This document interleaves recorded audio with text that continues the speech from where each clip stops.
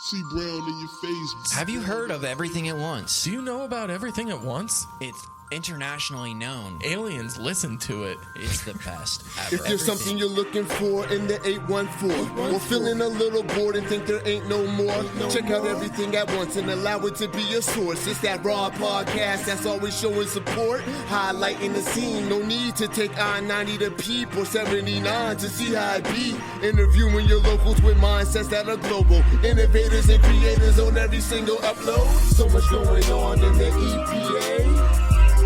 Incredible content. Everything at Once will keep you up to date. Amazing guests. What you doing? Come through and hang with Tony and Dave. Community driven. Bringing everything at once from around the way. Everything at once from around the way. Hey. Please listen. We love you. Everything at Once. Everything at Once. It's time to introduce this show. The best show on the face of the planet. Welcome, everybody. Thank you all for tuning in today. We want to thank our Patreon producers, Brian G., Josh W., Ian D., Nick G., and Sadie M. Patreon, it's an awesome way to support the show and say thanks. You can become a Patreon supporter by clicking the link below and choosing to be an intern, assistant, or producer level supporter. If being on the production team is too much pressure for you, you can also send any contributions using our Venmo at Everything at Once Studios. We now want to thank all the local businesses who supported this episode. These businesses get the Everything at Once stamp of approval and are critical members of the Everything at Once community. We couldn't do it without them. With winter approaching, are there any last-minute details that you want to change or renovate around your home? I might, but you know who to call. Yeah! Ghostbusters! No, Tony. No, not Ghostbusters. Solid State Construction. Oh, yeah. Solid State. Yeah. Duh. Solid State takes pride in all their home remodeling projects. Solid State specializes in bathroom remodeling, kitchen renovation, window and door installation, custom design work, and more, including painting, flooring, drywall, sidewalk, decks. Get your free quote today by calling Nick at 814-397-7854. Solid people, solid product, Solid State Construction. You know, Tony, with all these renovations from Solid State, I think we might have kicked up some bad energy around here. Yeah, oh yeah. Luckily, we know just the people to go see. I know it this time. It's Ghostbusters. No, Tony! Our friends at Cauldron and Thorne! Wow. I feel really dumb right now, and I can't believe I didn't think of Cauldron and Thorne, the world's largest witchcraft and metaphysical shop, with everything a person needs to channel the spirit world. Practice some self-care. Find enlightenment. Curse your enemies. Protect yourself from your enemies. Bless your friends. Cleanse your space from negative energies. You can check out all the magical wares available at for these different practices we all love and enjoy at Cauldron and Thorne, 2724 West 8th Street, or online at cauldronandthorne.com. This week, we have an incredible guest for you. Coming back at you with another incredible episode, Everything at Once. Northbound Soul. That's right. Check it out. Boom. Actual CD. That's how you are a proper podcast guest. You bring gifts. Thank you so much for coming by today, man. Thanks for having me on. Yeah, we appreciate it. I've been jamming out to Northbound Soul all morning, most of today. Your CD that you guys just put out, 2023. Mm-hmm. Where'd you guys record at? We recorded that at BFE Studios with Brian Glotsky. Yeah, he's awesome. Yeah, he's a good buddy and appreciate his work that he does. And it took a little bit, but we got it there, and it's yeah, it's real good. He does an awesome job with his production, all of his sounds, all of the effects and everything that he puts in. A lot of time, a lot of effort. Nothing but tons of props for him and the way that he does record. Yeah, and he's he's offering musicians a lot of opportunity that aren't really available without spending a lot of money. You know, like for sure. You know, like giving people that experience too, and that's pretty neat. Because Had you ever recorded anything before? Yeah, I did some in a previous band. I was a drummer for a band called Casting Shadows about 20 years ago, and we started doing an album at Diecaster with I can't remember his name now, blanking, but at Diecaster Studios, and we got the drum tracks done, but we never finished. Bummer. Yeah, that's the way it goes. Sometimes, money and. It's an interesting process. I think a lot of people don't realize how much goes into that whole effort of recording an album. I didn't realize so much. I thought it was gonna be like a quick, get this done in a day. Well, I knew it was gonna be more than a day, but it was like we did all the drum tracks in one day, and then it was like come in, for 3-4 hours. Okay, let's do guitars on this song. Well, 3 tracks of this song. So every time you do it, you have to record 3 tracks of each song, and then you pick which one's the best. You do the vocals 3 times, and you pick which line is best, and you create a vocal line out of that. And so it's very labor intensive. Yeah, absolutely. It's an interesting process, and sometimes you have to jump back and punch in like, oh, I like this one, but we need to get this sounding a little bit better, a little bit crisper, a little bit nicer. And it's just a really interesting, fun process, and it's definitely time consuming. Yeah. And not to mention all the time that gets put into the actual creation of the songs before you even step into that recording studio.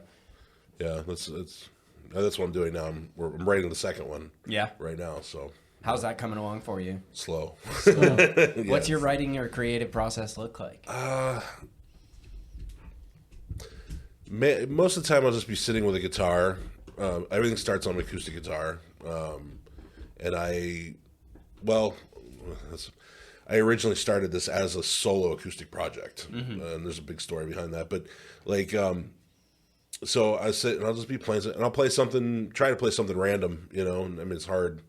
I mean, 7 chords, It's like how much random you can come up with. But every once in a while, you come up with, oh, that's interesting, And so then you all right, keep that in the back of your head, and then come up with something else, and that might match.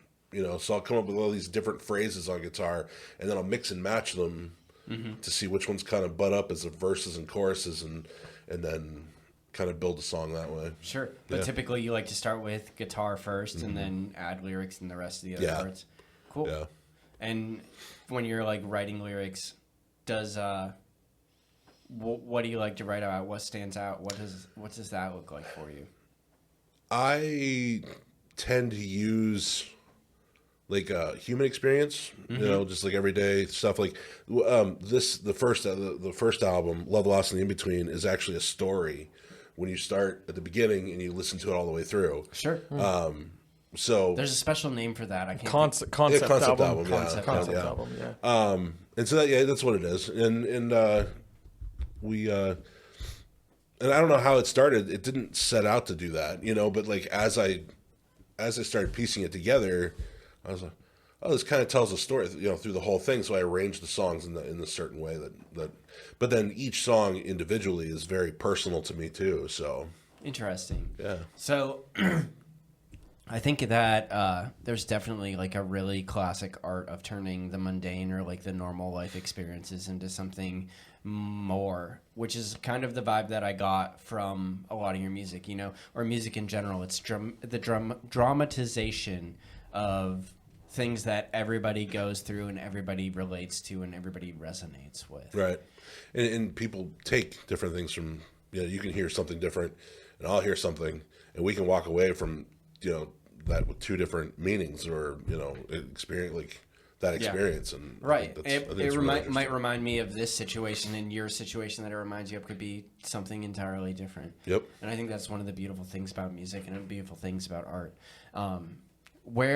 So we talked about CDs when you got here, when you showed us these. We were super excited. And reminisced a little bit about times yesteryear. Right. Did you ever imagine that you were going to have your own CD out someday when you picked up a guitar? Not when I was a kid, no. No, definitely not. I started playing when I was 13.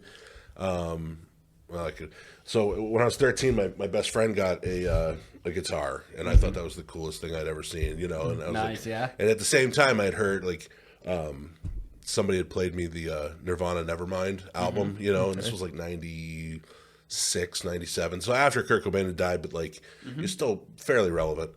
And it was like mind blowing, you know, for like, I think a lot of guitar players started out that way, you know, right. like, you know, Nirvana and the grunge stuff. But like, so he got a guitar. I wanted a guitar. So I got a guitar, and then we started a band, and we were 13 years old. It was, whatever. And then, making only the finest quality music, I'm in sure. the basement. Yeah. Yes. Oh, yeah. Nice. Yes. After church on Sundays. Right. When our families would get together. Flash forward to 2014.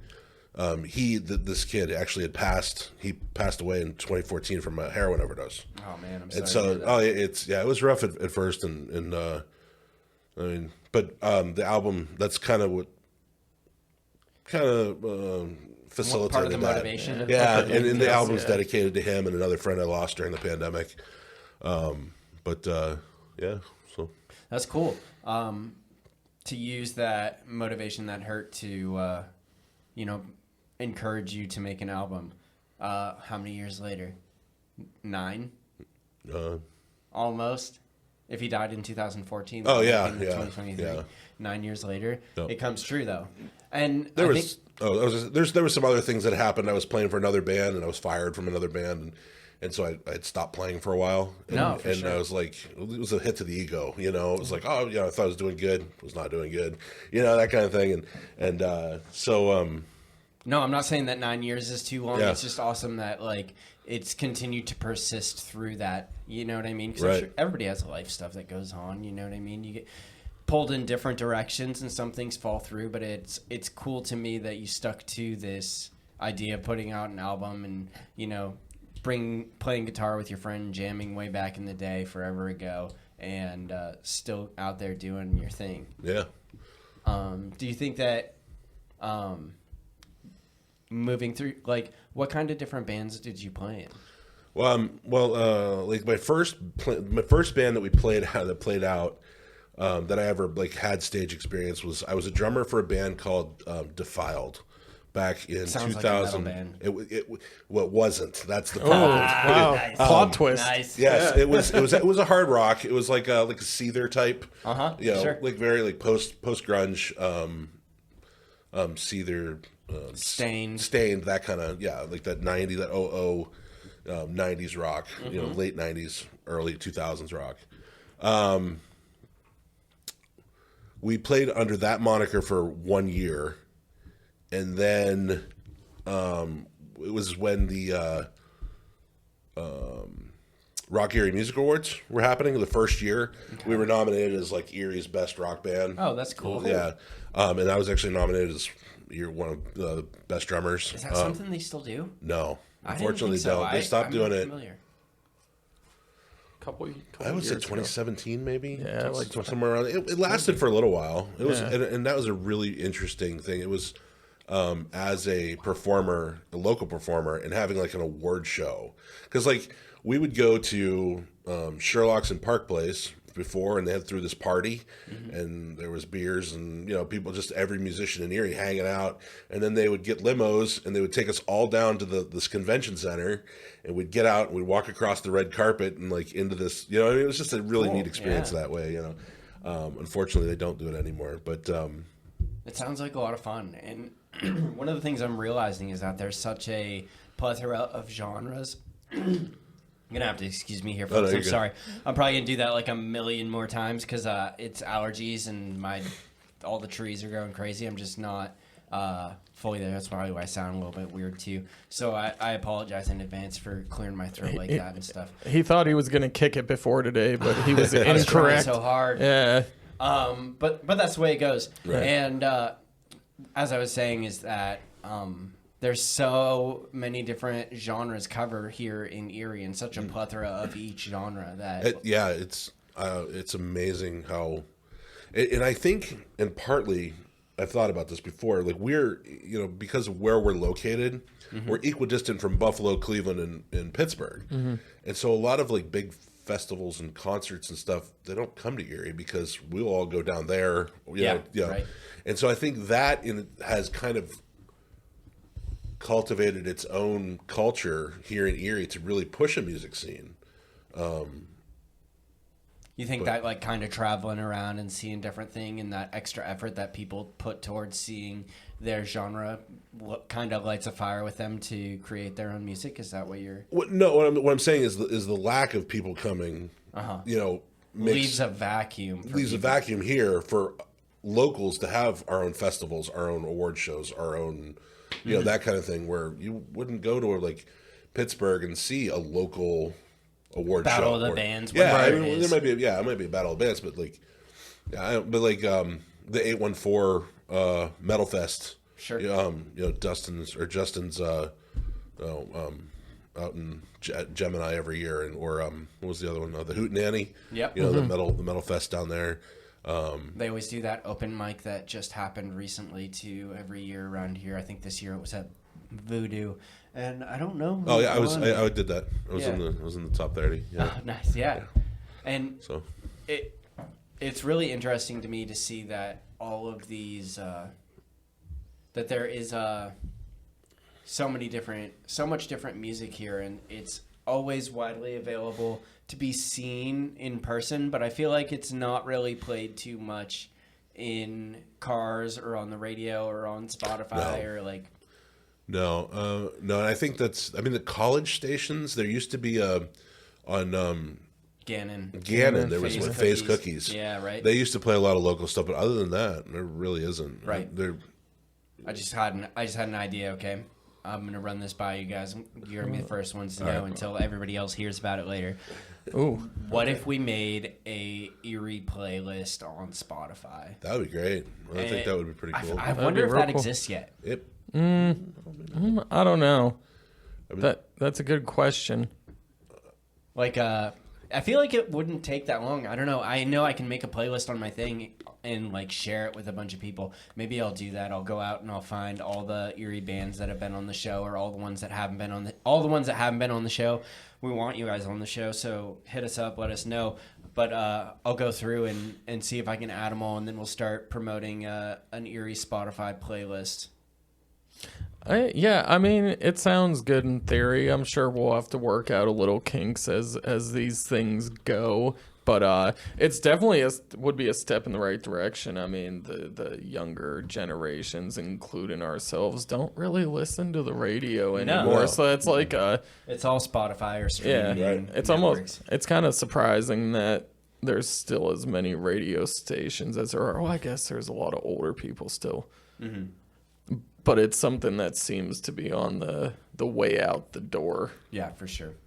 But I think that making a central hub, I wonder if anybody's done that yet, or if one exists out there. If one already exists and you have it, let me know, and we'll promote it and share it and help add to it, or whatever it is we need to do. But I think that's something that's important that I could take on in an hour of sporadic frenzious activity that I have over the weekend, which is how I usually operate, is just like in a sporadic, I have like high levels of extreme high productivity, which are like an hour or 2 or 3 or like maybe half a day, and then I don't do anything at all, and that's usually like how I operate in general in my life. So maybe in one of these sporadic frenzious activities, I'll search out every Erie one and add you guys all to a playlist, and we'll start throwing it at the bottom of our social media stuff or something like that. I don't know.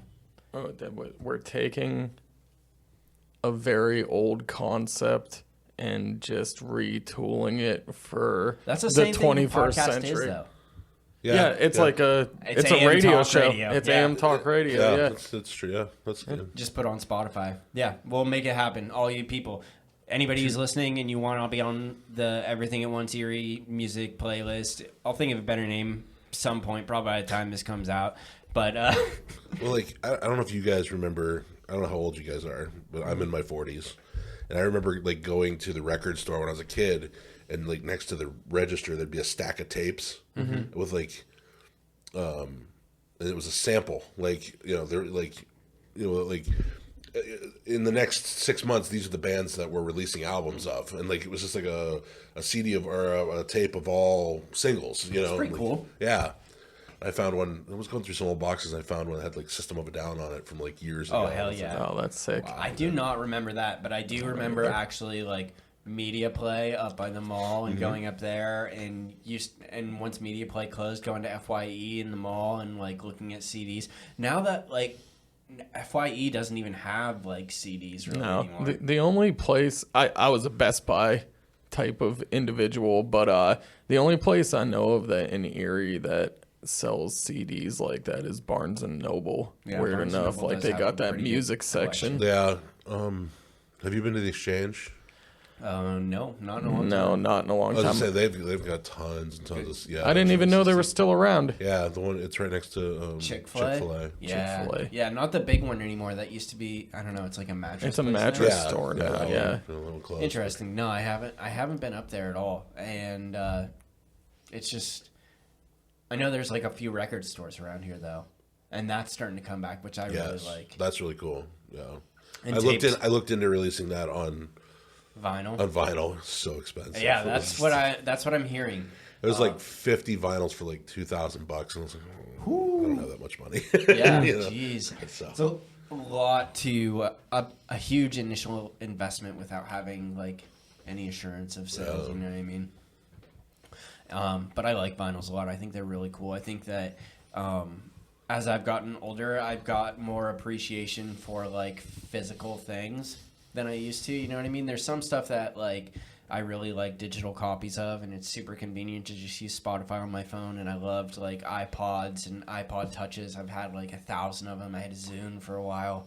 All of those things were incredibly cool. But now I appreciate the physicality of a vinyl, and that those, especially now that I've learned a little bit more about sound and sound engineering and waves in general and resonance and all that stuff. And I think that it's really cool that like on a vinyl, those waves are actually physically carved into that disc rather than just a series of ones and zeros and flashing lights that are digitally don't even really exist on a CD. You know what I mean?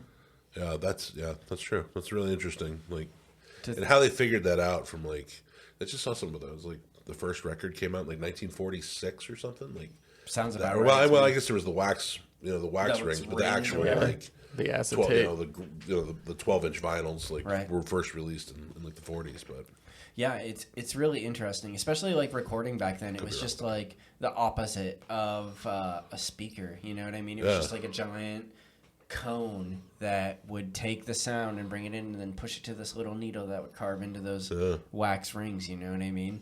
Yeah. So cool.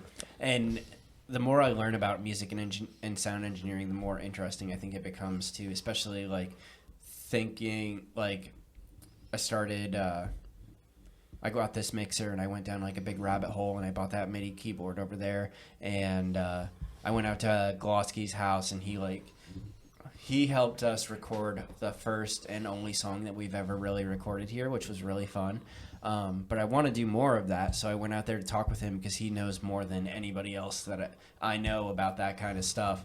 And looking at how he has his bass drum set up, it's not really mic'd. It's like a 12-inch subwoofer that's wired in reverse like a microphone up to it, just because that big cone helps catch the actual bass sound waves and transfers them to a mixer or an input. And it's all just like the movement of magnets going back and forth, making tiny, tiny, tiny electric currents that tells it how fast to move. It's so interesting and so fascinating to think that it can all just get turned into like a magnet moving back and forth. And I also I've been recording. I recorded a live album for Matt Craze, and he's still got to mix and master it because he wants to learn more about this stuff too. But there's nothing that has power. You know what I mean? Like most instruments, unless it's like a mic'd instrument. And even those microphones kind of generate their own power unless it's a condenser mic and it's using phantom power. Right. And it's all just like the power of these magnets moving back and forth, making the tiniest, tiniest electric current that somehow gets turned into waves on my software that gets turned into music in my ears and in my headphones. fascinating, dude. I don't know. Sorry, I go on these little random. No, it's tangents good. from Yeah, time to no, time. you're spot on. At least this one is It's not generally on topic this about, week. right. Sometimes it goes down different rabbit holes, but well, that's everything at once, baby. that's everything at once. It's our moniker. It's our calling card. So Northbound Soul consists of 4 people. Yes. You got you, Yeah. who plays guitar and sings. Yes. Tell us about your other members. Well, like I said, originally I'd started as I intended this to be just a solo acoustic guitar and a guy singing. I was starting out doing open mics, and my friend Alan came to an open mic with his wife one night, and when I got done, he's like, you should come over to my house and we'll put some drums on that. I was like, okay. And so me and him started playing. So like, well, now we got to find a name, and so we come up with Northbound Soul, and so Tell us about where the name came from. well, I don't really know. I mean, like he had suggested Southbound Soul originally, but like I like the positivity of the sound, like moving up, like always trying to better yourself, Sure. like moving north is I don't know, for some reason has a connotation of being more positive than going south, Okay, I get it, yeah. There was that. So then I suggested Northbound Soul, and that's what stuck. But maybe a year or so later, we added, going back to that first band, Defiled, which later became Casting Shadows, we had a bass player. His name's Kyle Hall, and he was the first bass player for the band, and then he quit. And but now I called him up and I said, "Hey man, you still playing bass?" And he's like, "Yeah." And I was like, "Okay, like you want to come play?" And he came over, we played, we clicked again, and so Kyle Hall on bass, and then his wife Chelsea Hall is our keyboard player, and Awesome. I had no intention of adding keys at first, and but she had heard the music and heard like the videos and stuff that I'd sent Kyle to him so that he could learn how to play, all the tunes, and she wrote like all the piano music in like 2 weeks. Awesome. Wow. And then she's like, "Can I jam with you guys?" I was like, "Yeah, sure, whatever." And like it filled so many holes that I didn't know were there, Right. And I was like, we just went with it, added her too. So yeah, it's really cool. It's interesting. I like the way the band came together too, and I think that adding drums to just a guitar is challenging in its own ways. I'm not a drum player, so I really don't have like any actual knowledge about any of these things. I'm kind of just like theorizing in my head. But adding just a drum to a guitar seems like a bit of a balancing act, not to overpower the guitar with lots of drum sounds, because I want to bang on lots of things. Right. Everything. Yeah, there definitely would be like some finesse to it. Yeah, absolutely.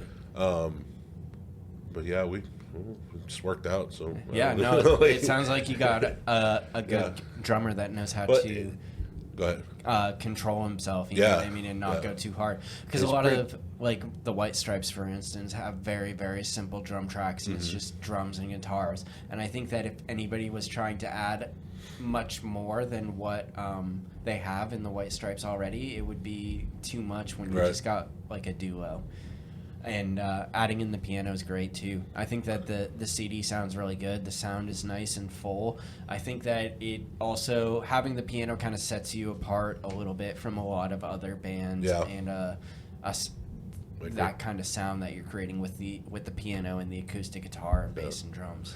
The other nice thing about these guys that I play with is I've known all of them. We've been friends for 20 years. That's awesome. Like I met Alan. I knew him. We met in like 9th grade history class or something. Like it was, back in like '97. So it's like we've known each other for years. And Kyle and Chelsea, I had met through my through an ex girlfriend, and Hey, it was. and we just kind of kept in touch, for and now like we all like I have I have 3 kids, but my middle son is 11. Alan has a daughter who's about to be 11. Kyle and Chelsea have 2 daughters that are, I think, 8 and 9. So they're all very close. So then we go to band practice. We just bring the kids. The kids play all day. Sure. You know, and then like they run around my farm. Like everybody has a good time. Yeah, and so the kids have become really good friends, and we're all really good friends. It's just really like great situation. You know, Nice. all around. So It makes it easy and enjoyable and pleasant to have multiple positive benefits of this band and practicing together and spending time together and having that kind of relationship not only between you guys and the kids and everything. It sounds like it's a net positive on multiple levels throughout for everybody that's involved. yeah, it's like a family I chose. Right. Yeah, Very cool. yeah. And you don't see that with a lot of stuff too. You know what I mean? Usually there's some sort of give and take in a lot of relationships, whether they're, you know, bandmates or work or whatever it is, you know what I mean? There's some sort of sacrifice, but it sounds like there's, you know, just net positive all the way around. Yeah, we usually have like, well, not usually, but we've had many like musical guests on over the past 2 years where it's a difficult thing, like having to split up like the band practice time and then the jamming time with like family time. So that's a really good fusion you got going on there, you know. Kind of niche. I think that not a lot of other people have. Yeah, Right. That can. You know, tie all those things together, you know. Yeah. You got band time, you got family time, you got fun time all rolled into one situation, you know. Killing 3 birds with 1 stone. Right. But yeah, that's great. And how often do you guys practice? Just on Sundays. On Sundays, Yeah. once a week. That's Yeah, good. and I mean, I do a lot of stuff myself. Like they all work full-time jobs. I'm a stay-at-home dad right now. Nice.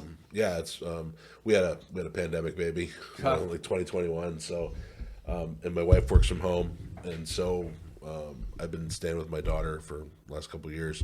But she's about to be 3, so Preschool.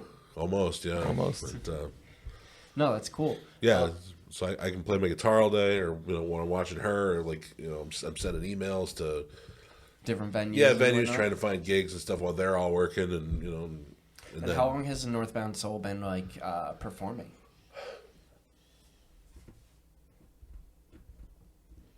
I mean, Like as it stands right now.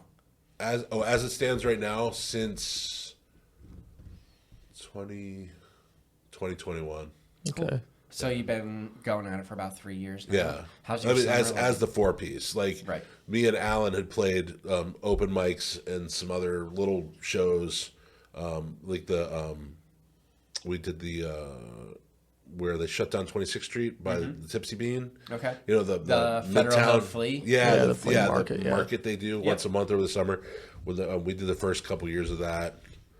But yeah, so but like our first show as a 4-piece with Kyle and Chelsea would have been this June of 2021. So, Cool. And how busy are you guys looking this year?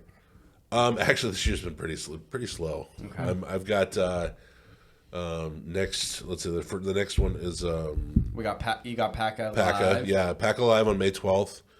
Doors are at 5:30. It is Mother's Day, so I don't know how many people are going to come, but that's all right. I mean, Yeah. it'll I think go. a lot of people watch that online too. Yeah. You know what I mean? They get a lot of views on YouTube and on Facebook Live and stuff like that. Dave does an awesome job putting all that stuff together. See, But- what? No, I was just saying I wouldn't worry too much about people. Yeah, I'm not. I'm just excited to be like. I've seen so many of them, Right. and like now to get to do one too, I'm just pretty stoked about that. So Oh yeah. Absolutely. It's a good opportunity. And it's nice to have recorded work too. You know Yeah. what I mean? Especially for as far as like promotional stuff. So Right. reaching out to people like, hey, check out our concert Yeah. here. And from putting in applications to like other festivals, they want to see like a recorded, Yeah. you know, and I don't have any, you know, so like having this will be a big, huge. it'd be a big, sure. big. Do you have any? positive. Are you playing at any festivals Or is that just like still in progress? No, this summer I've got the May 12th, and then June 22nd. Everything, all the shows are listed on our website, northboundsoul.com. June 22nd, we're doing the Riverside Music Fest. We're on the second stage at the Villa at 5:30. June 13th, we have another like mini fest at Davenport Cidery and Winery in Meadville. Cool. It's like a little all-day thing. There's 2 stages outside. It's pretty fun. We did it last summer too. And then August, I'm doing one of the patio series for Voodoo Brewery. Oh, nice, yeah. And so like those 4 so far are the big ones. I have a couple little like solo stuff that I do too, because I do all the music but by myself. Yeah. Like so, or when we were doing it as a duo for a little bit, but yeah, it doesn't matter. But anyway, yeah. So you see a lot of bands do that too, especially like acoustic bands, just a singer and guitar type stuff. Yeah, it's more. Things have shifted in Erie. Like, well, at least in my perspective. Like when I was in Casting Shadows, there was Sherlock's, there was the Beer Mug, there was Scotty's, there was Scully's, Crooked Eye.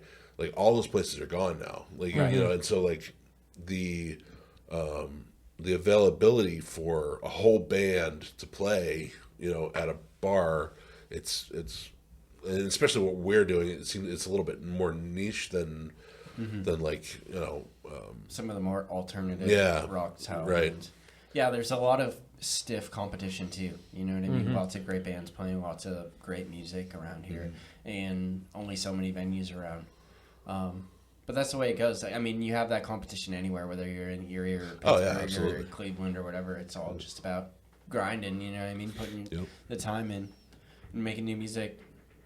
Yeah, so that's why I've kind of taken it as a sign to just keep writing this summer and get the second album done. Hopefully, get to the studio in November and start hanging out with hammering out with Glosky again. Possibly, yeah. Cool. Yeah. Very cool. Yeah, he does a great job, as we've already said. And it's nice going out there and getting away and having like an official studio. What kind of music are you listening to on your way here? You said you had a bit of a drive. What am I going to find on your Spotify? Oh, my Spotify. Well, I use Apple Music, so I'm an Apple Music guy. I like to consider myself a metalhead with a country habit. Okay. So I love anything from like Slaughter to Prevail all the way down to like Passenger. So that whole like Tyler Childers, sure, Avid Culture Brothers, Wall, Avid Brothers, yeah, like you'll find all that on Billy Strings. Yeah, I haven't done too much of a deep dive on him. I've heard him play. It makes me feel bad about myself, but he's very good. He's very good. He's an amazing guitar player. Yeah, but and I hate that when I see those kids on like on TikTok or YouTube. There's like 8-year-olds just shredding the shit out of playing it. like Dragon Force or something absolutely ridiculous. Yeah, they're just making it look easy. It's like I can't do that. Yeah, what are you doing? What did your parents feed you? Right. Yeah. Give me some of it. Prodigies. Yeah, that's some people can just look at stuff and just know how to do it. Yeah, I think it's a lot different when you're a kid though, and you have so much more time than being an adult, and your brain is still super mushy and just like conform onto things. You know what I mean? Especially when you spend a lot of time doing that kind of stuff. Yep. Worry about those kids a little bit. Like, is mom and dad like forcing them? You think so? I think sometimes. Do you think? No, I subscribe. No. You know what? I subscribe to believing in the good in people. When I see those kids rocking out a guitar like 6, 7 years old, I'm like, it's just something they want to do. It's all for them. They did it on their own accord. Well, I mean, you get a little bit of push, and you have to from your parents a little bit, but not like I don't try to see like the negative side. I'm sure there are cases, but you get those kids that like when you're a kid and you're like your mom, I want you to learn how to play piano, and like and then you take like 6 lessons, you're like, this sucks because I'm just whatever. But I think if you find something that they they really have to love it in order. I mean, anybody's like that. You Oh, really yeah. have to love it to like really throw yourself at it. For sure, absolutely, and I hope that they love it and they're not being forced to. I just think I have such a satirical, dark view on the world sometimes. I think of someone, it's not music, but I think of someone like Tiger Woods. Like, he was a prodigy from like the time he was like 3-4 years old. They got videos of him with like plastic Was he on like golf clubs. Carson or something when he was like Something like With that. like 6 years 5 old, or yeah. 6, and like, but his dad was the one who really pushed him to do it, and his dad was like his best friend until he died, so like that's Was he though? Oh, for sure. I don't really know much about Tiger Woods. Oh. I think more like child stars like Britney Spears and like Justin Bieber, who kind of fall into these situations where they're wildly successful because their parents are able to support them through these habits or through these passions or talents or whatever they have, and then they gradually go crazy and step away from it after a certain period of time. Well, there's also the social media stuff aspect too. Oh, where, yeah. like that 15 minutes of fame and get that click. Yeah. But what kid cares about fucking social media at 6 years old? Well, to your point about the parents. Yeah. Like, oh, make my kid. Look at how amazing my child is. Yeah, right. I feel like maybe it's different now because of social media, but I feel like in Britney Spears and those type of folks, it kind of fall into it. But I feel like it's most prevalent with child actors. Yeah. Because a lot of musicians, athletes, things like that, people like that, they have to work, and a lot of them don't find success or mainstream success until they're at least teenagers. But you see it a lot with child actors. They're like 3, 4, 5 years old and get roles in movies and TV, and the parents are just living vicariously through them.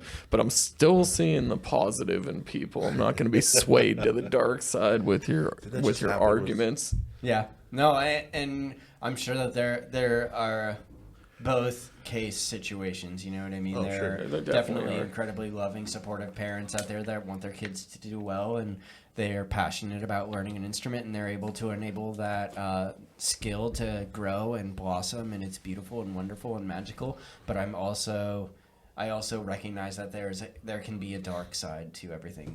With all the light out there, there's always going to be bad actors involved. Oh, yeah. Well, yeah. That's the way it goes with anything. That's just how it goes with anything. I'm just saying I like to think that most are intended to be positive, Yeah. growing and learning and recreational experiences. Right. With a teacher and mom and dad's able to support that and help that and make that happen. Because without that kind of support, especially at that age, I don't think there's any way possible that these young people would be able to be as talented or as successful as they are, or be able to play these intense songs or these drums or whatever at the age of 5, 6, 7, or however old they are on social media. I mean, unless you're a virtuoso, like you were saying, there are some people that just, however their brain works, they're like watch you play an instrument, let's say, and they're like, oh, okay. And then they just pick it up and they play it, Yeah. A very, very small percentage, but that does happen. Very small percentage indeed. And it does happen. So, do you guys have any music videos? I've got some lyric videos that I've made. Sure. Nothing like live action. Well, You're about to after Monday. yeah, Kind of. right. Yeah, Live album anyway. right.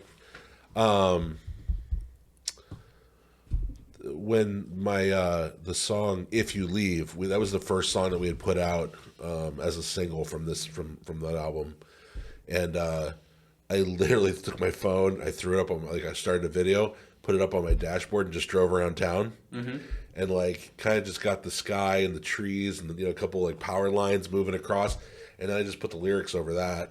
Cool. And That's that was pretty cool, yeah. it actually kind of came up kind of neat. Yeah. I like creative, simple stuff Yeah, like that too. yeah. It doesn't take a lot to make something really cool, and I think that's something that people miss from time to time. They think that it needs to be complex and perfect and lights and all these different things that that add to it or whatever, but that's not necessary when you have like a good message or a good song, behind it. Right. And you see a lot of people with lyric videos doing really well, especially on social media and YouTube and all that stuff. Well, Yeah. I think people like to sing along. Yeah. I think that's why. No, seriously, Yeah. that's why I think lyric videos are good. It's almost like karaoke. You know. Right. They have gotten more popular in recent years, Yeah. But then the second song that we released was a song called "Writing on the Wall," and I took each lyric, and put it into an AI image generator, and then for each line, and then I posted the images with the lyric, Nice. and kind of created a story that way. It's an interesting way to do it. Yeah.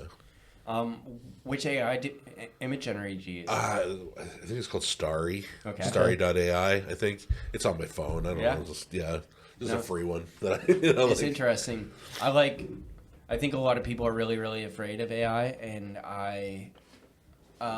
it's not that I'm afraid of it, and it's not that I don't like it. It's just that I'm indifferent towards it, and that I see it more of as a tool than anything else. You know what I mean? Not as something to destroy the world or destroy art or destroy. I mean, I think anything can be used. Maybe not anything, but any kind of technology always has a good side and a bad side. Just like we're saying about these kids. Yeah. No. I guess that's one of the things I'm a little bit more optimistic about than the child prodigies. Or the AI. Is the AI. Yeah. I disagree with that one, but that's okay. We'll just Why? agree to because I don't trust the vast majority of people with the amount of power to really make an impact with AI. Oh shit! Yeah.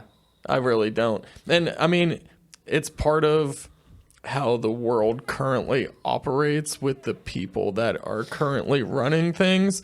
And then it's stuff like, I saw the Terminator movies when I was a kid, and that shit did not go well either. Right.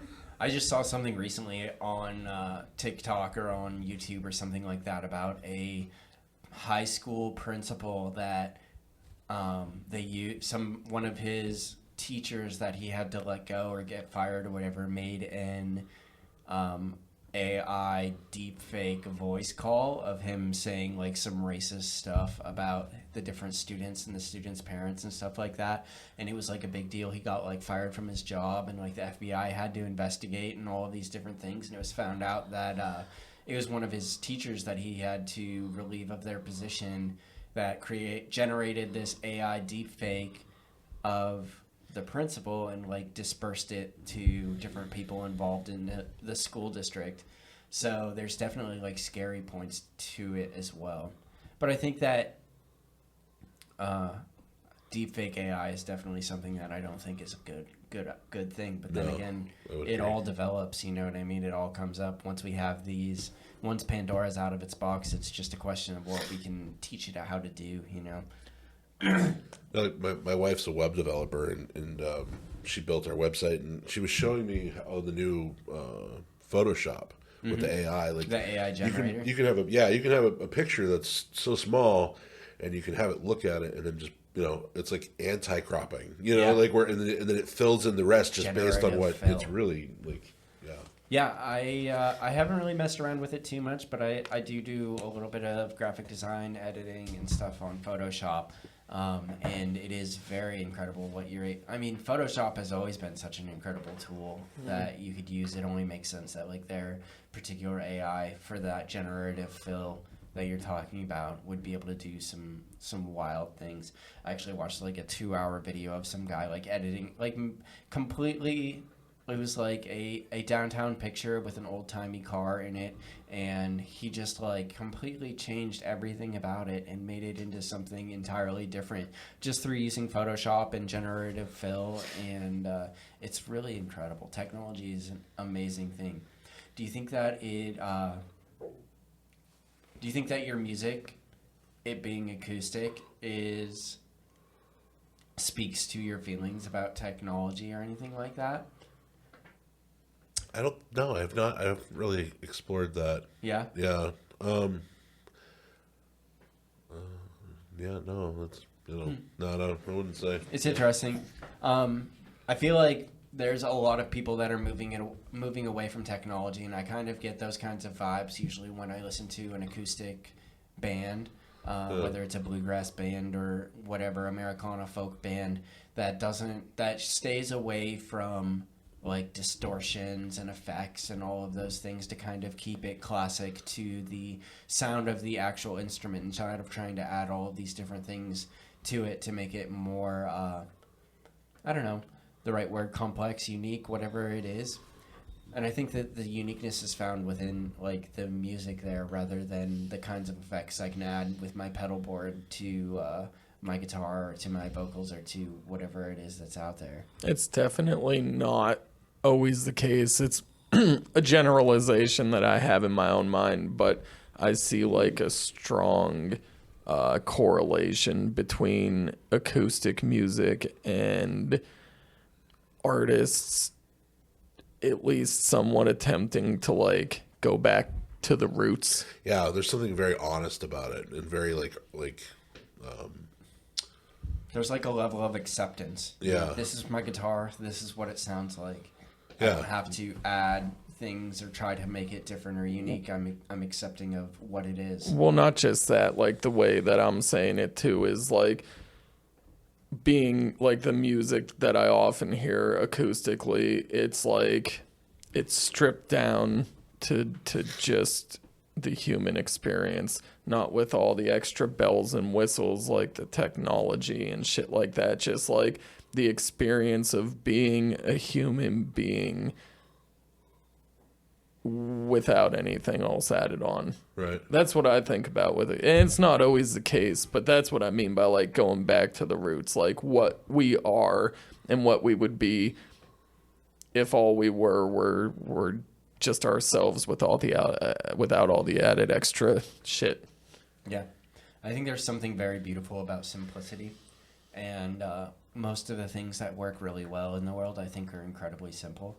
And when we start adding other things in there to make it more complex, to get a desired result, it starts to get a lot more complicated, and then there's a lot more room for error. And I think that goes along with music, too, in certain ways, you know what I mean? And I think that keeping things simple and keeping things authentic and keeping things human is definitely a virtue in music.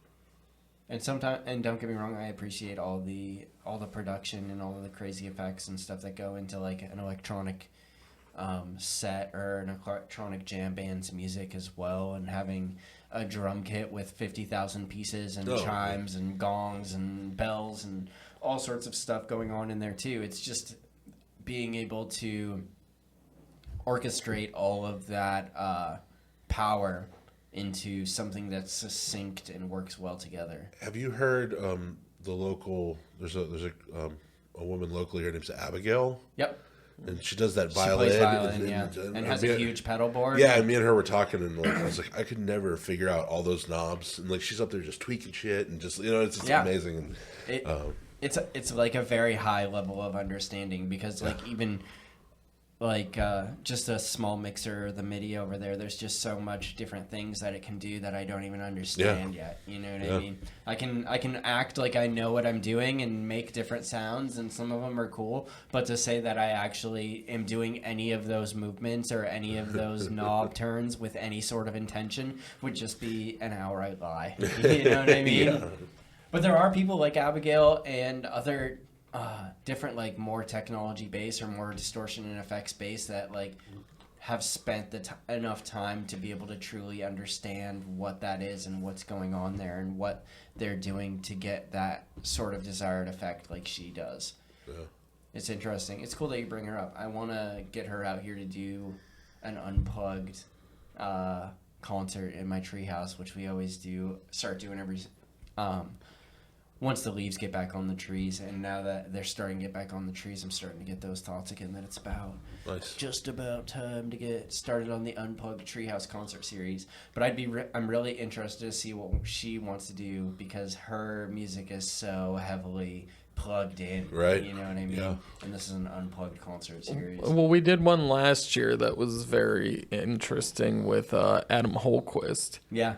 which was... He cheated almost, though. Oh, wow. That's No, a he didn't strong cheat. word. He didn't cheat. He stayed unplugged. He stayed true to the theme of unplugged music, but he kept his things powered by batteries.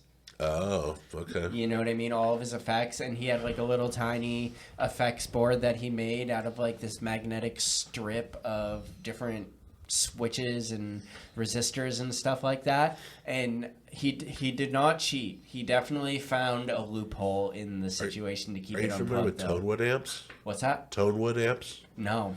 So Tonewood amp it's an amp that goes onto the back of your guitar magnetically, and it takes the sound and then puts it back into the body of the guitar and projects it out of the sound hole. So it's an amp, but not an amp. Like Yeah. I know what you're talking about like- for acoustic guitars. yeah, there's all kinds of PACA- effects that are built into them and stuff. Yeah, so Yes. I don't know, that seems like maybe one of those Loopholes. what you're talking about. That's yeah, the it's a loophole, little yeah. bit of a loophole. Well, PACA Roots did his song Daydream in the Treehouse with a similar setup on his acoustic guitar, so he could add like a little bit of reverb and stuff like Yeah. that and get it sound a little bit more richer and more full. So I am familiar with that. But yeah, definitely, that's like a loophole. And if Abigail can find a way to keep her stuff battery powered, like that is, as far as I'm concerned, that is unplugged. We also had C. Brown up there, and his music is all, like he does rap music. So he's got like beats. He doesn't have really instruments. I'm sure people could play his music on instruments and it would sound good. But we played his beat through an unplugged Bluetooth battery powered speaker, So there are definitely loopholes out there. But I'm excited to get that started back up again. Yeah. You know what I mean? Well, give me a call. I'll come Yeah, do it. boy. I'll come do We'll it. get you up there. Yeah. I know right now I'm kind of hesitant to get it started because we're working on this short film, and that's been taking up a lot of time. I want to be able to make sure am able to give that all of the time that it needs before we really start getting into it. But maybe I can start scheduling people probably for like June or July and start getting that going again. Plus the leaves are not quite full enough. I know the secret is in my treehouse in my backyard is that the trees have to have enough leaves that I can't see my neighbors through them anymore. You know what I mean? You're right. Because when there's not enough leaves, you just see my neighbor's house, and when there's enough leaves, it just looks like you're in the middle of a forest, Yeah, like I've seen somewhere. the I videos. don't know, in a I saw canopy. Royak's video. Yeah. Of him up there, Yeah, he did great up there. Yeah. Yeah, I love him. He's fantastic. I say this about like a bunch of different ones, but his song was one of my favorite songs up there. They're all kind of my favorite songs up there. You probably could have said anybody that's been up there, like, oh yeah, that's my favorite. You know what I mean? But Because none of them cheated, none of them cheated. No. and that's picking your why you favorite love child. them equally. They used loopholes, and that's great. That I appreciate that so much. Not more, but I appreciate that in its own special way. Somebody having the creativity and the intuition to be able to find a workaround to keep things true to the nature. You know what I mean? Do you think that if someone outright broke the rules, you'd be like, No, get out, get out of my treehouse? I specifically have told people that they cannot be plugged in. So I guess I haven't had that situation come up because I've just told people that no, they can't do that before they even got there. So I guess preemptively, yes, I have told people to get out or not to do that. But I haven't had the situation where somebody's like, well, I'm doing this. Like I'm bringing my amp and my pedals up Right, there and yeah. we're going to do it. Everybody's been very respectful. And I think that's kind of cool, too, because it brings the uniqueness out of the situation, and we get something that's a little bit more original and a little bit more unique rather than the song that you see all the time played live or on the album or whatever. Right, like an MTV, old school MTV thing. I mean, going back to that acoustic guitar thing, it's there's nothing to hide behind. Right. You play the instrument or you don't play the instrument. And so there's a level of musicianship I think that comes with acoustic instruments too. That Yeah. Yeah. The authenticity Yeah. and the integrity of of just you and a guitar, or just you and whatever instrument it is, without any effects or pedals or amps or anything like that to hide behind. Not that people are really using them to hide behind things, but I mean, like as far as mistakes go, Yeah. like if you got some distortion on and you play slightly the wrong note, like you may not hear it as well as if you hear it play on an acoustic guitar, Right. So no, that's totally true, totally correct. And I think there's a higher degree of vulnerability too when you're playing an acoustic instrument versus a plugged in one, because it's just you and that instrument, you know what I mean? There's less things in between it. Back when I used to go to church for a little while, I would sit right up front because I would tell people I didn't want anybody to come between me and the words. It's almost the same thing, though. You know what I mean? You don't have wires or cables or pedals or anything in between there. It's just you and directly to the source, which is the musician in this case. It's fun. Yes. It is very So fun. we got PACA coming up. You got a couple of things going on this summer. Yep. All the stuff is on Spotify, Apple Music. Yeah, you can find just search Northbound Soul on Spotify, Apple Music, Amazon. Right. It's all there. Or you can go to northboundsoul.com and click on the Listen Live button or the Listen Now button. That'll take you right to the Spotify list. Right. And check them out on social medias, Facebook, Instagram. Everything's linked to the website. So Awesome. And all the shows are listed there. We do promote on Facebook. Give me a like, follow. Yeah, dude. Do it. Like all the things. Push all the buttons. Leave a comment. Help us fight the algorithm out there, because that's a challenge in and of itself. Thank you to all our sponsors. Thank you for coming out and representing Northbound Soul and these CDs and the stickers. Yeah. I got to figure out what we're doing with all our stickers out here. I'll probably stick them to the wall over there. That'll probably be a good spot for them. So you need to put Don't do that. They'll fall down. Put like a board and stuff. We need to get a board or find a place to stick them over here, because more people are bringing us stickers, and I love it. Thanks to all our sponsors. Thanks everybody who tuned in, listened, check it out. Check out Northbound Soul. Check out Everything at Once. We got a movie coming out for you soon, and we love you guys. Peace out. Peace.